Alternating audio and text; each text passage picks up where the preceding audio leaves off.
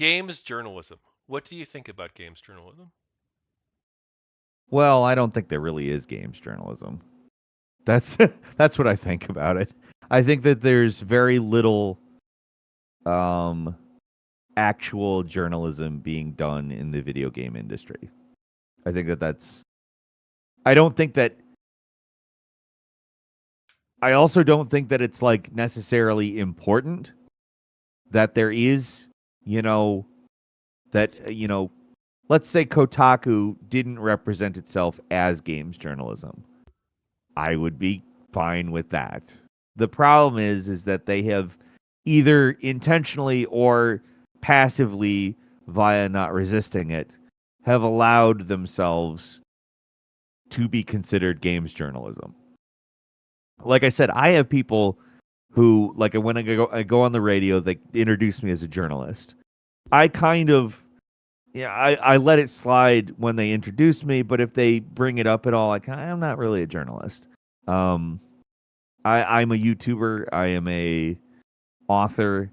I'm very diligent in my research, and I do care a great deal about what is true, but I don't feel like I consistently do just like journalism.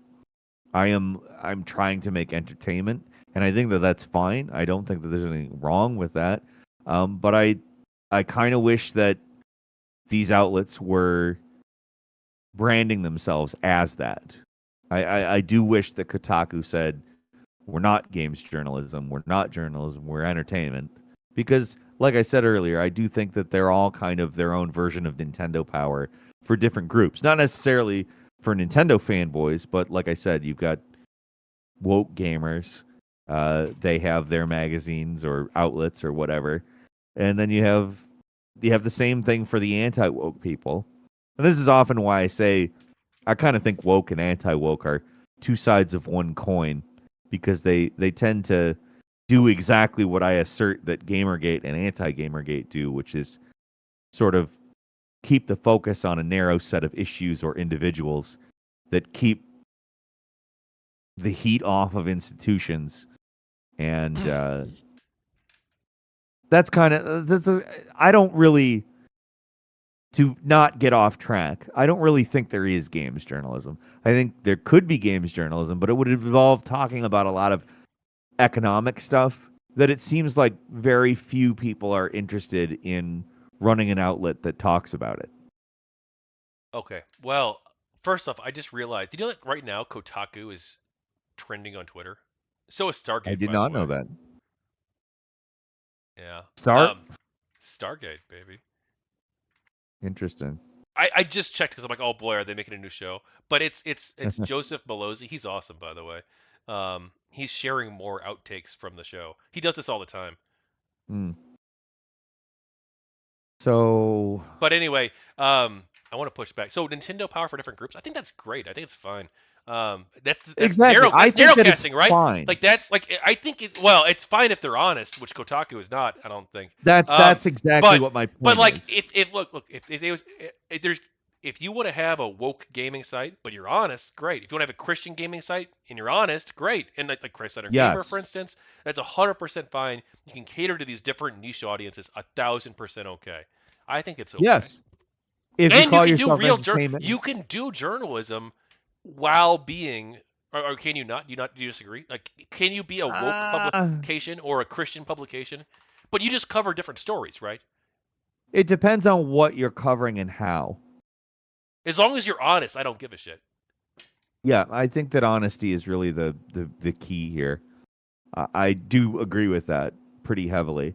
And but I don't think that a lot of quote unquote games journalism is honest. I don't think that it's really saying, I don't think that it's journalism. I think that it's mostly like entertainment reporting, or in a lot of cases opinion spreading. Like gaming is filled with opinion pieces. A review is an opinion piece. It's not journalism.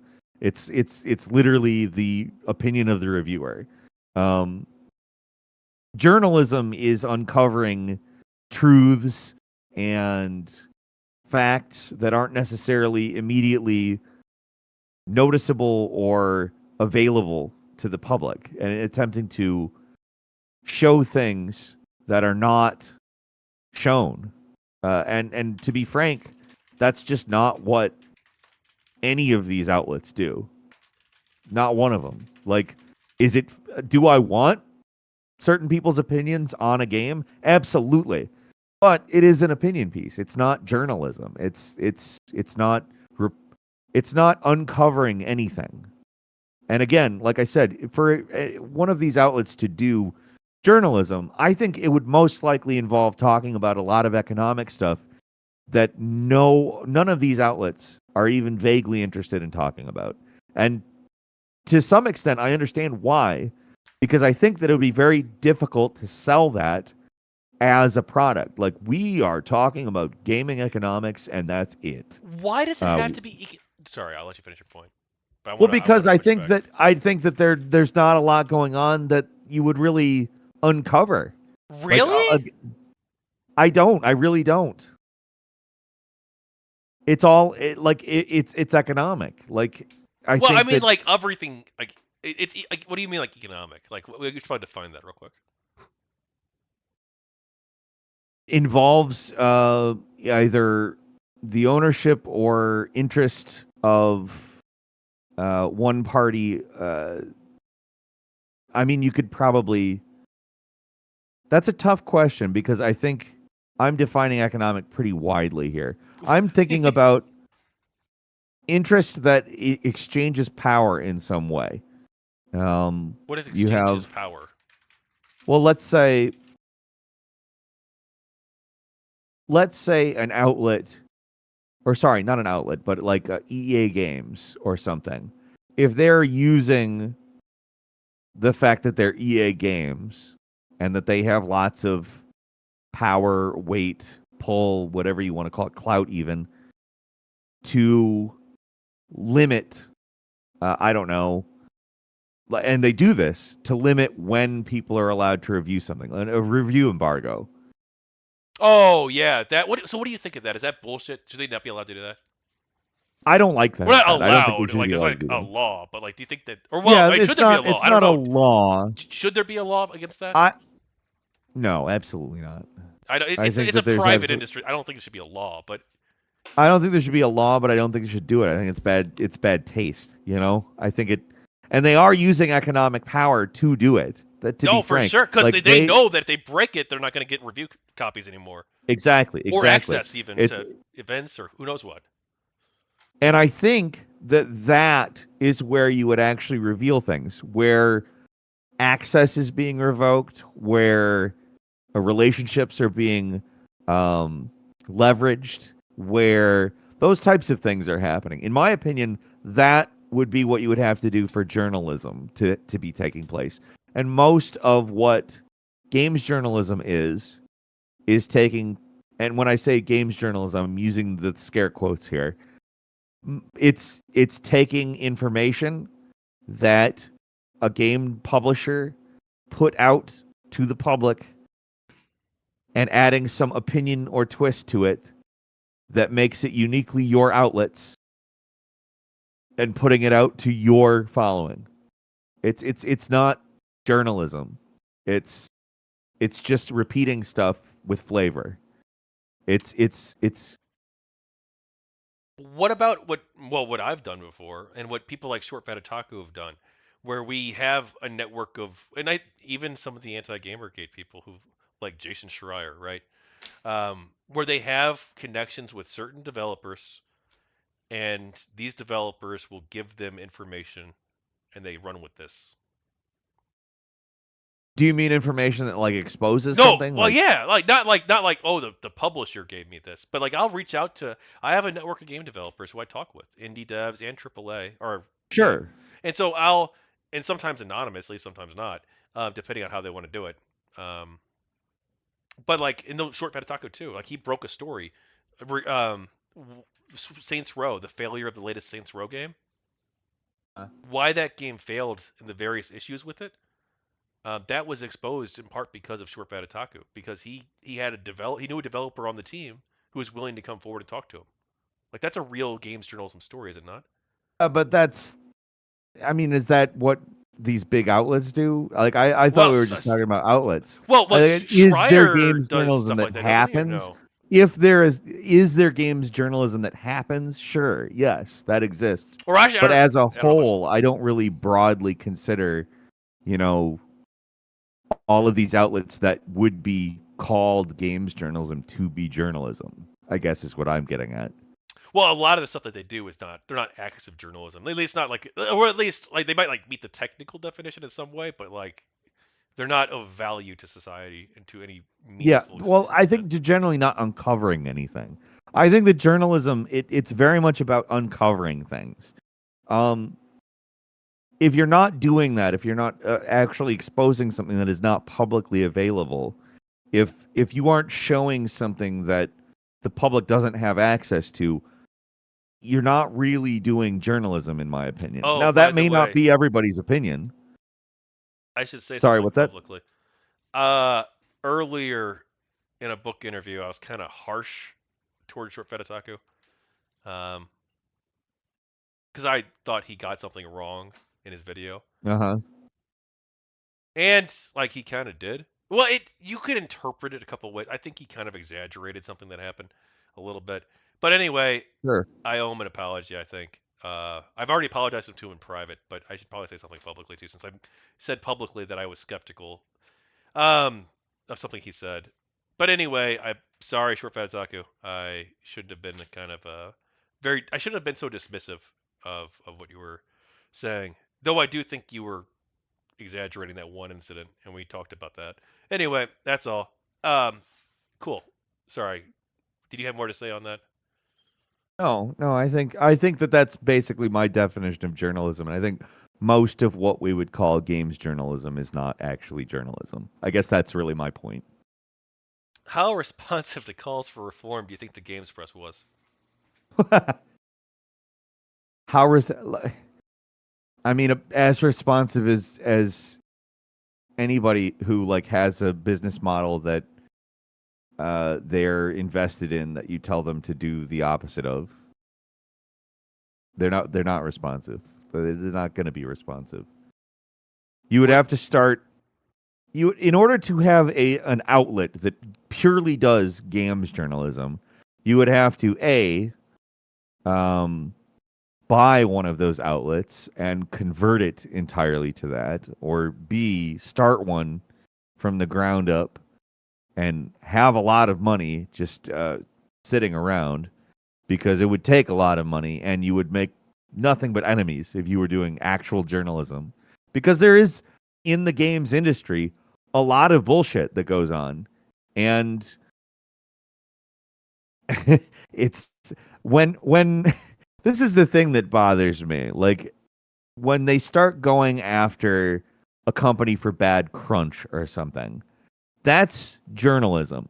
Like that's a thing, but they don't harp on it. Like I think that they report on those types of things because they know they have to. It's kind of a barrier to entry type thing.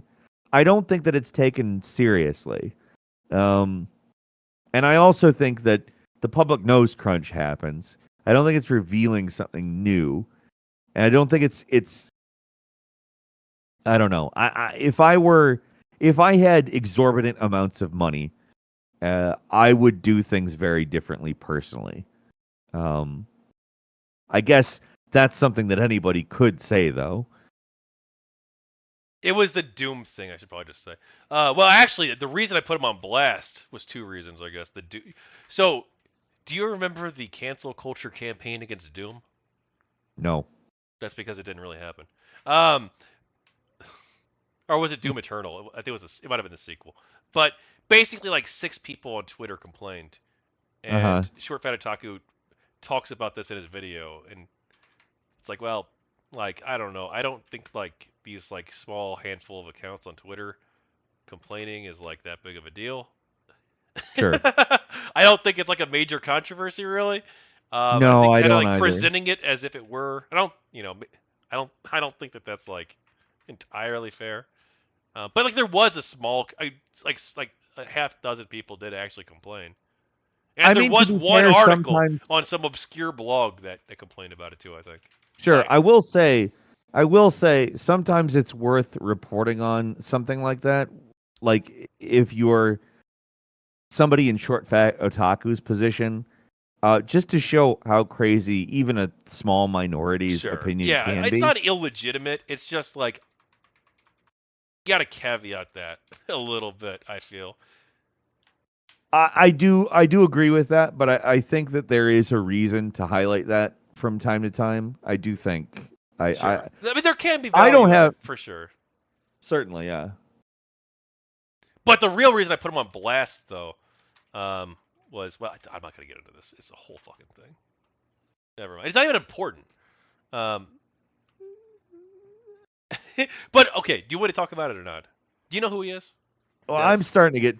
I'll say like it'd be better if we could keep on track because I'm Okay. getting Well, pretty tired. so okay, I like Dev by the way, but I put him on blast like 6 months ago over something else. In addition to this, Hmm. both at the same time roughly.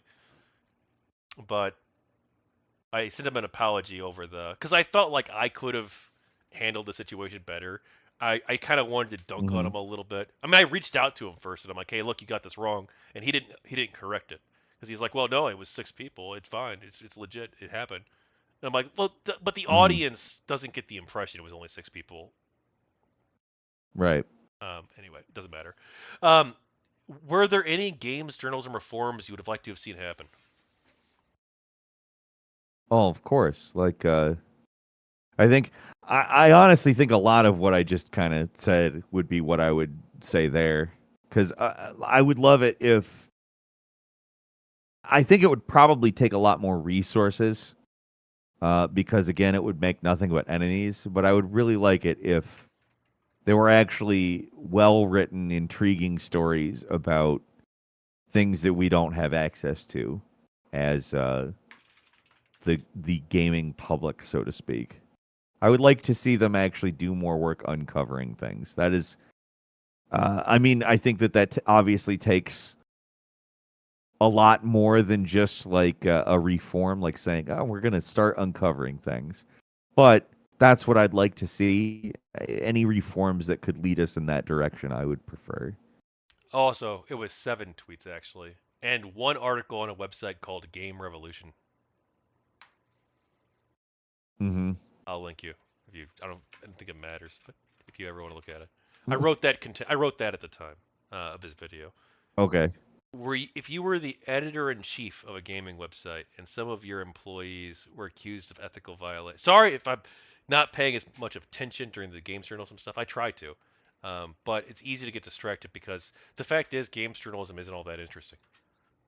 Uh, I've talked about it too much. I've I get that. I understand where you're coming from on that. I I do have to say that I probably would based if I were an editor in chief of a gaming website and my wait, employees hang on. I didn't finish the question, did I? Did I ask the full thing? you said employees were accused of ethical Oh, violations. what would you have done? Yeah. Well, I mean as the editor in chief like well, first off, what am I authorized to do? Like editor in chief isn't owner generally. Um if I'm allowed to institute uh actual changes as to what is and isn't tolerated from the staff, I would do that. If I was not allowed to do that, I would probably begin making a ruckus publicly about it as an editor in chief. I think that would be a very different thing in terms of what people would expect. And that would be, but the problem is,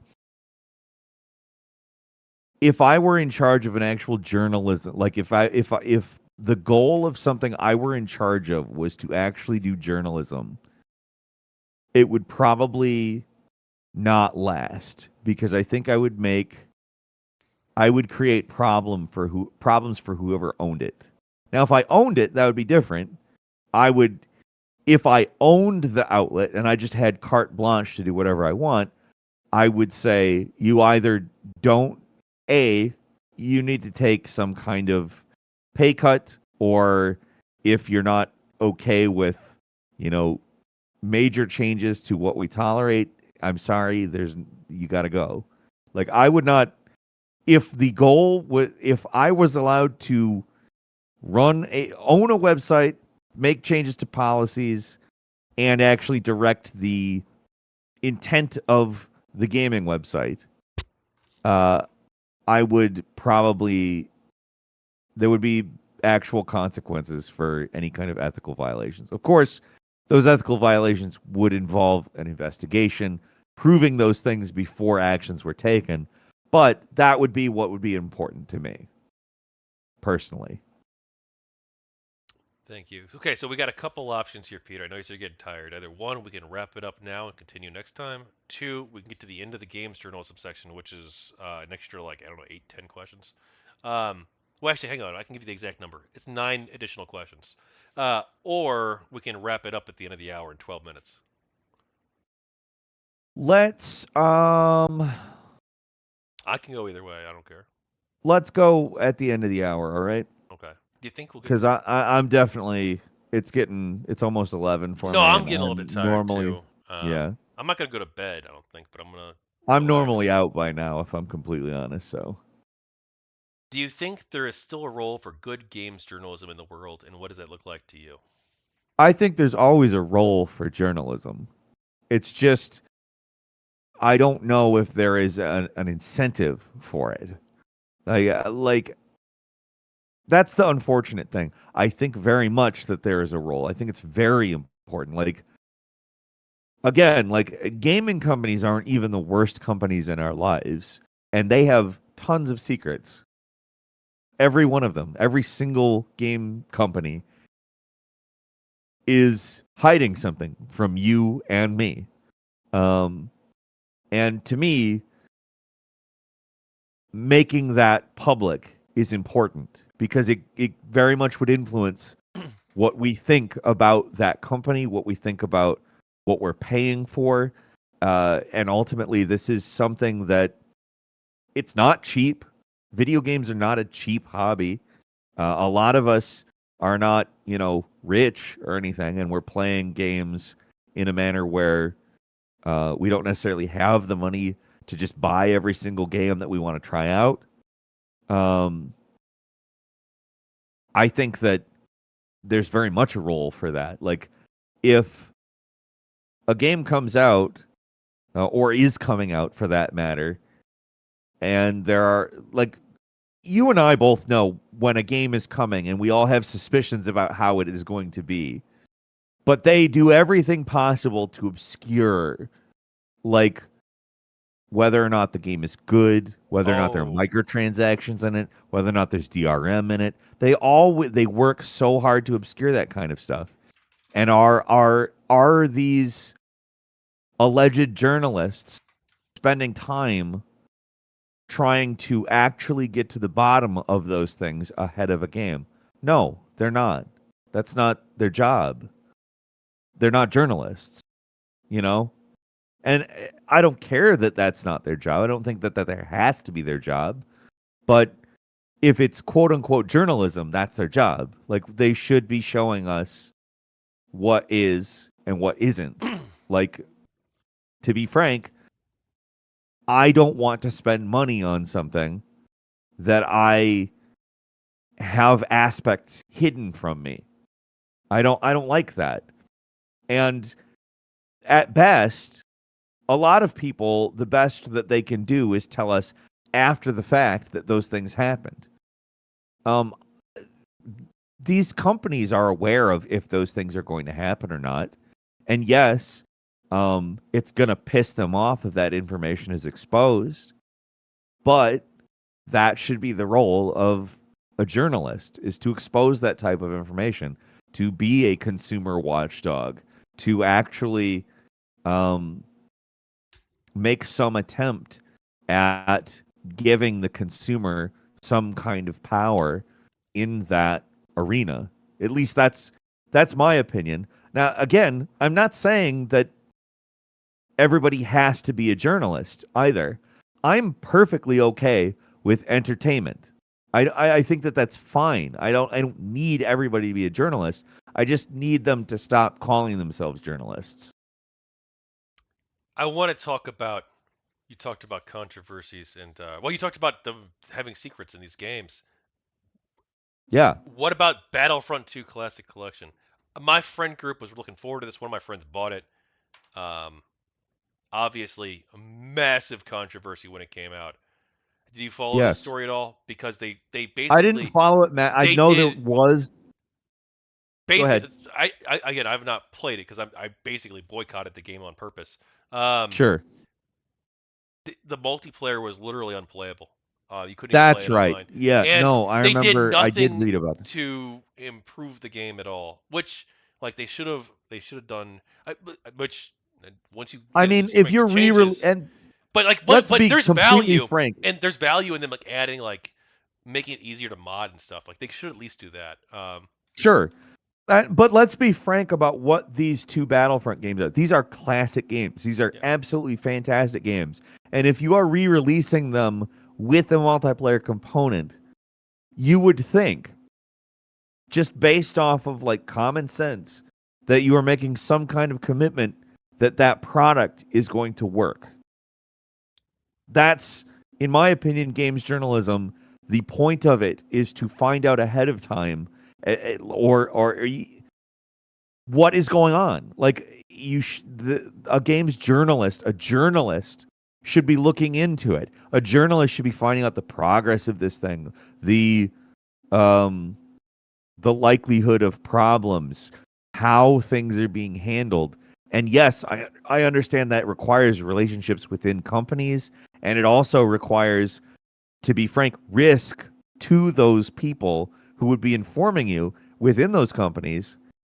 And that's why I think it doesn't happen. Like ultimately, we're we're getting, I guess, a dumbed down version even of what Yeah, a people worse like to call version than the access original. journalism. Um, Yeah. but and then there's no cross play either, which really pissed me off. Plus, it doesn't work anyway, so it doesn't matter.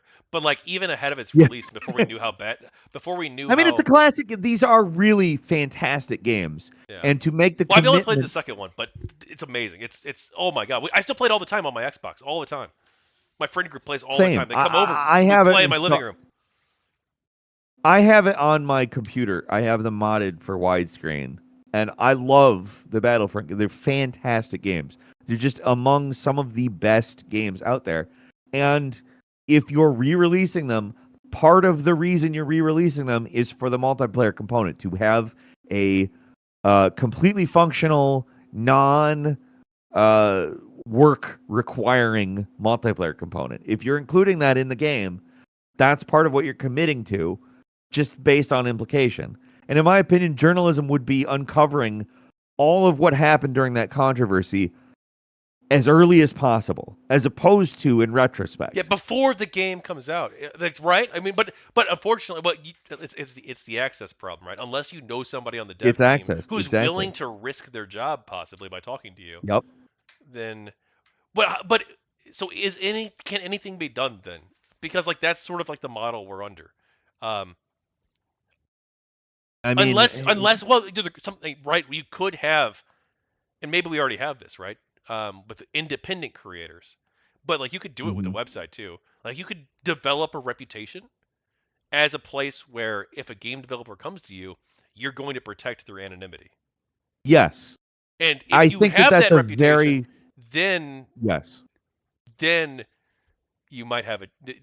And some people do this, right? I mean, I've tried to do this too. Um, I mean, you have individual creators who are very good about that, and to some extent, I read articles in which someone from a game company who speaks on the condition of anonymity does say something to a Kotaku or somebody like that, but it's often not like they're not asking real questions. Like it's something, again, it's also something after the fact. They track down somebody in a company after there's a controversy that happens, and they go, "Are you willing to talk about this controversy?" And they're like, "Yeah, if you don't put my name in it." Which, fine, that's all well and good, sure, but again, why don't you have relationships with these with employees in these companies who are willing to, because to be frank, the reason why an employee would do that is to put some kind of pressure on the company to make a better product ultimately in the long run. Which, if it's their And passion, if it's a passion for them, then they might want that. Actually, it's in their interest. there, yes, I mean, ultimately, like, there are a lot of people who get into game development because they really love video games. It's not just a job for most people, because they could get just a job in a lot of other industries that don't have brutal crunch. Like, brutal crunch is a fact of the games industry that a lot of other industries don't have. A lot of industries do have it. Like, there are industries in which you will work a lot of overtime in, and it is brutal.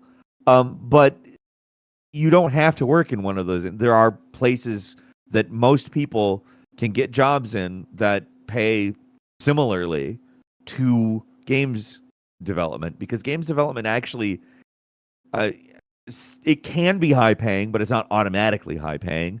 Um, there are a lot of people that are in game development for the love of the game, so to speak. And I think that there are a lot of people who would use that as a vector to exercise some degree of their own will on a company that otherwise, I mean, let's say you work at EA and you're an employee there, you're not going to want to speak up. This would be how you would speak up in a manner that could potentially have an impact on the company. If controversies like the Battlefront controversy were found out ahead of time, before launch, before anybody could buy the game, it could potentially really damage the sales of the Oh, game. and it should, because the consumers. Exactly. Well, dude, oh my god, my real life friend group, we play this game all the time. Literally, it's like our go-to. This, and well, there's a couple others too, but literally, like every week we're playing this game. Okay, we're playing fucking Battlefront. Usually at my place, and we're talking about it all the time. We're like, oh man, we can't wait. This is gonna be amazing. It's gonna be fucking awesome. And then we find out there's no cross-play, and then we're really disappointed about that, since we all have different systems. Um, and then we're like, okay, well, it still could be fun though, and we're still planning on getting it. Um, and then, thank God, I waited for a release. Thank fucking Mm-hmm. God, dude. Oh my Absolutely. God. But it's such But I bullshit. mean, But the consumer should know ahead of time. And the fact that, like, there was no indication. Well, there were no indications, except for, I guess, there, that this was going to happen. It was the easiest fucking thing too, either, because it's like they didn't make any changes to the game except for they made it 64 player multiplayer. That's the only change they made, basically. So mm, if all you're gonna, and make it run on, well, in theory, make it run better on new systems. But optimize it some, yeah. yeah, yeah, but like, aside from those two changes, it's like the world's easiest thing ever, and they just completely honestly, which company did this? Because, like, they should be put on blast for this. This is awful. Is it Asper? I can't remember who did Well, release we the should battle. blame the publisher and the developer. Let's just look on Steam real quick. Asper. Oh, Yeah. they're both. Wow. Yeah, this just a fucking money grab. They really just wanted to fuck everybody over. Supposedly on It Reddit, was Asper. some people say that the first update made it slightly better, but oh Well, my god! But sure, the it's a update broken can make game it on better, but release. like, it's not just a broken. Here's the problem with It's a that statement, scam, even basically. though It's a it's scam. That's it's what it not even was. a broken game on release, because it's a game that it's like well over a decade old at this point. It is such an old game. To release it broken is absurd.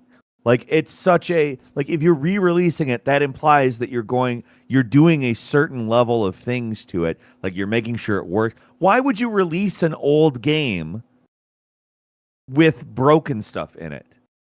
What is the point of re-releasing it when it's a game that was already buyable in a state ahead of time? Like, if you're not making it work better, what's the point? There is none. There's absolutely no point in re-releasing a game like that. One that you can already buy and play. There's no point. And again, like it should be this type of thing. This is what games journalism would be. If you were actively working to uncover this type of thing ahead of a release to the point where it seems like a risk not to release finished games Well, and part of the problem though because too, I they think with clearly don't think that's a risk at this no, they point. don't. Which is why they well. Actually, I don't know with this with the level of backlash that this has gotten though. It might. Do you think we're going to see a change? Especially if they Well, don't make money if on it they're starting to as much, patch at it, least. yeah, sure. But I think that it's good that they see a change, but I don't think that they should. I don't think that they should have to change. I think that it should be a precedent that these nosy journalists are trying to get into our business and find out if we're releasing a shitty product on release day. Yeah, I think and that that should just be a standard thing that they expect and worry about, and therefore have the incentive to release a finished game when a game is released. These, again, are not cheap things. Like the people that are paying them for these products are often giving up a lot.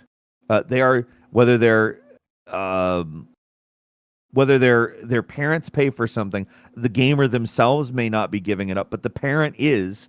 A parent, when I have kids, when we're buying games, it's not cheap. It's not a cheap prospect. no, I'm $70 calculating now, things. at least in some Yeah, I'm cases. calculating, like, is this the right one for like this period of time?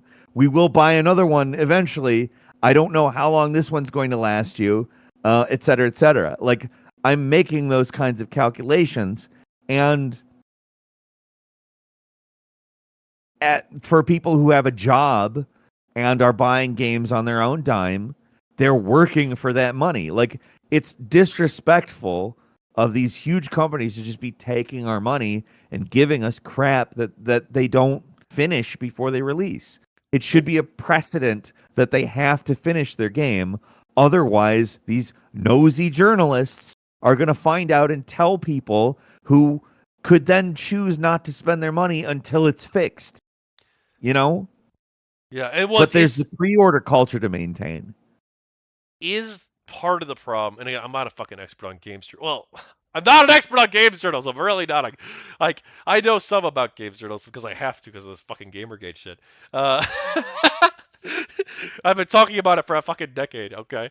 Well, not really because I took a couple years off, but um, basically, is part of the problem though is that if you are that journalist, whether it's YouTube or whether it's or podcast or traditional games press print on websites or Mm-hmm. whatever the fuck, and you get that story, you get that juicy story. You got three different developers who've leaked you different things that are showing you that this game's going to be a disaster, this big game that's coming up, Mm-hmm. and you got that info and you put that out there, and then and like, oh man, the story is out there, and maybe for like Mm-hmm. a few hours you're the king of the world or the queen of the world, and Mm-hmm. then all these other sites just copy your story, and all these YouTubers copy your story, and all these podcasters copy your story, and you don't even get the money for it really.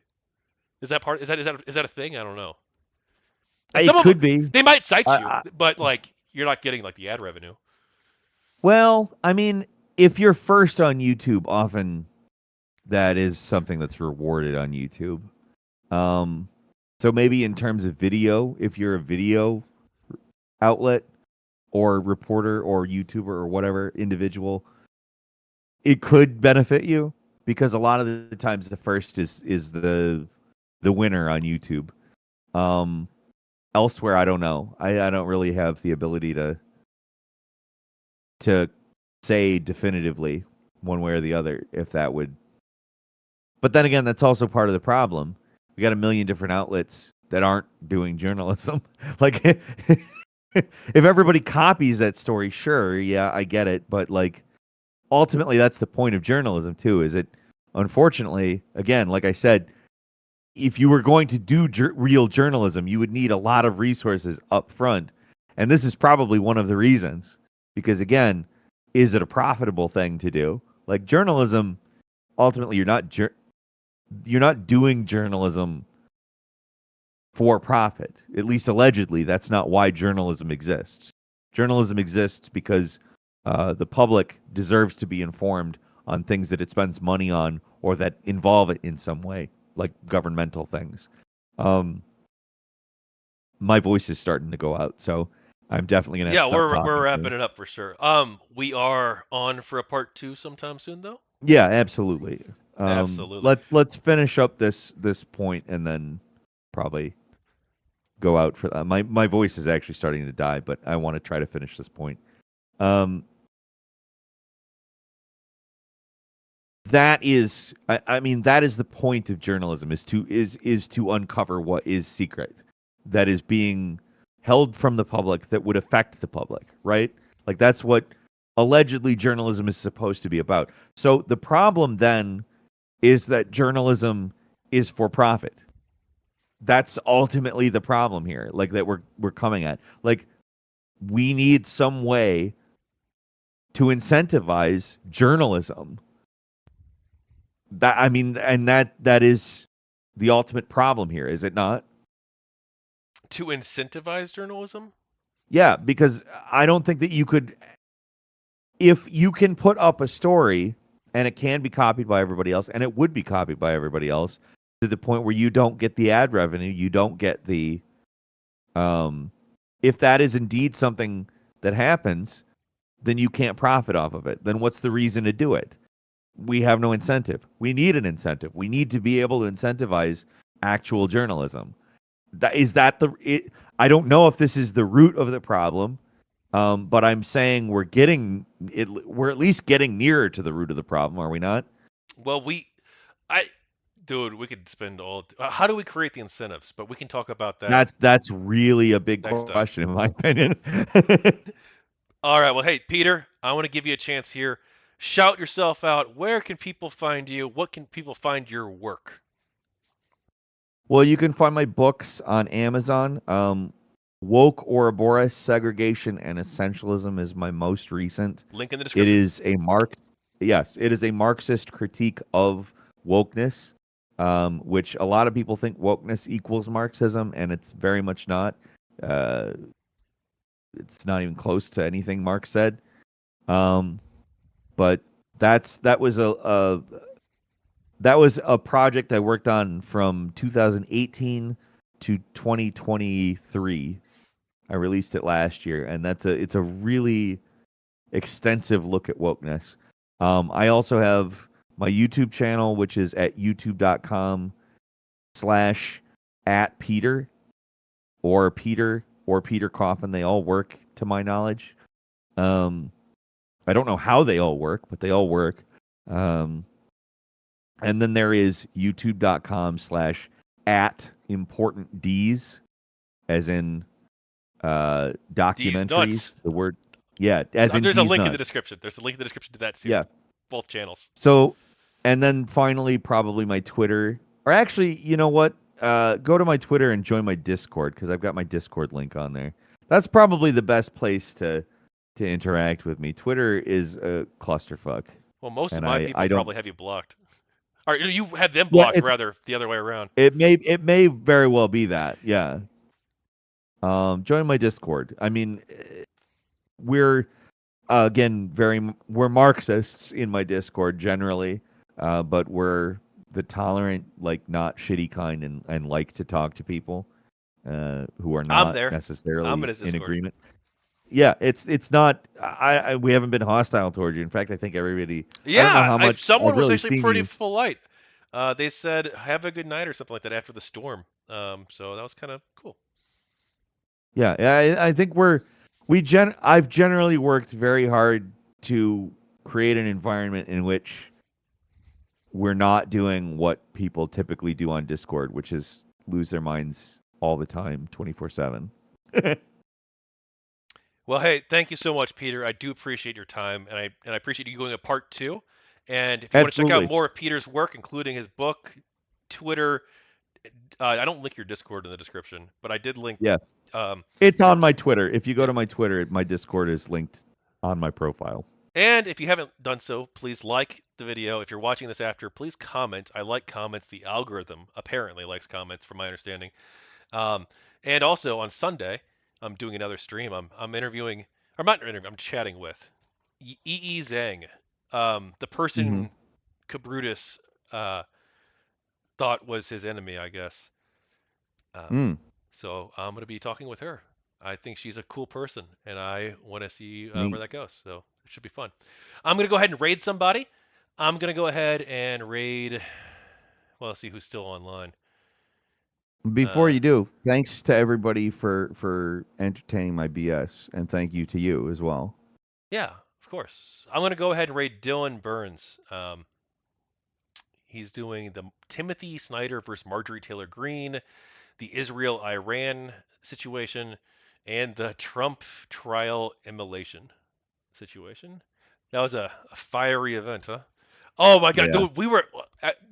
This video is demonetized. It's already limited monetization. It already says. It's telling me right now, limited monetization. I'm gonna miss out on all 23 cents. Um, Ah. because probably because of my fiery jokes in the beginning. Oh, that was good though. They were both really good. I think. I'm kind of proud of that. Right on the fly too. Mm-hmm. Well, Mm-hmm. on the fly earlier before the stream, but still, nonetheless. Have a good night. Thanks for coming on. See you all Thank on you. Sunday, by the way, if you're going to watch the EE Zhang conversation. You have a good one, everybody.